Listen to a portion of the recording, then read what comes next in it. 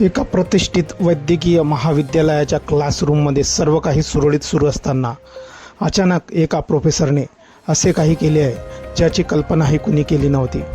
या प्रोफेसरने चक्क आपल्याच विद्यार्थिनीला गुलाबाचे फूल आणि चॉकलेट देऊन सर्वांसमोर प्रेमाची कबुली दिली आहे. ही घटना घडताच संपूर्ण वर्गात शांतता पसरली, पण ही शांतता वादळापूर्वीची होती. संतापलेल्या विद्यार्थिनीने तातडीने आपल्या पायातील चप्पल काढली आणि त्या प्रोफेसरला सर्वांदेखत बदडण्यास सुरुवात केली. या घटनेचा व्हिडिओ आता सोशल मीडियावर तुफान व्हायरल झाला असून या अजब प्रेमाची आणि त्यानंतर मिळालेल्या प्रसादाची सर्वत्र चांगलीच चर्चा रंगली आहे. हा धक्कादायक प्रकार कर्नाटकातील राजधानी असलेल्या बेंगळुरूच्या बाहेरील भागात घडला आहे. नेल मंगला जवळील सिद्धार्थ मेडिकल कॉलेजमध्ये हा सर्व राडा झाला आहे. विशेष म्हणजे हे महाविद्यालय कर्नाटकचे गृहमंत्री जी परमेश्वर यांच्या मालकीचे असल्याचे सांगितले जाते.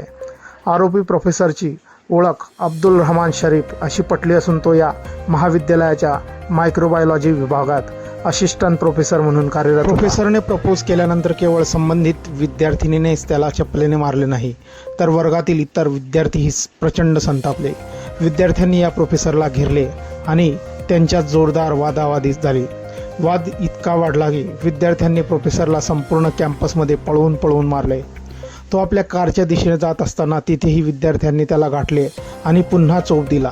या मारहाणीत जखमी होऊन प्रोफेसर कसा तरी जीव वाचून तिथून पळून जाण्यात यशस्वी झाला. या सर्व गोंधळानंतर प्रोफेसरने स्वतःचा बचाव करण्याचा प्रयत्न केला आहे. संबंधित विद्यार्थिनीनेच आधी आपल्या प्रेमाची कबुली दिली होती आणि त्याचे पुरावे आपल्याकडे असल्याचा त्याने दावा केला आहे. मात्र महाविद्यालय प्रशासनाने त्याचे म्हणणे फेटाळून लावले आहे. महाविद्यालयाचे प्राचार्य दिवाकर SP यांनी दिलेल्या माहितीनुसार या प्रोफेसरबद्दल विद्यार्थिनींनी आधीही अनेकदा तक्रारी केल्या होत्या. विद्यार्थिनीच्या छळाच्या तक्रारीमुळे त्याला कॉलेज कॅम्पसमध्ये न येण्याच्या सूचनाही देण्यात आल्या होत्या, तरीही त्याने हे धाडस केला आहे. या प्रकरणाचे गांभीर्य लक्षात घेऊन पोलीस ठाण्यात गुन्हा दाखल करण्यात आला असून पुढील तपास पोलीस करत आहेत.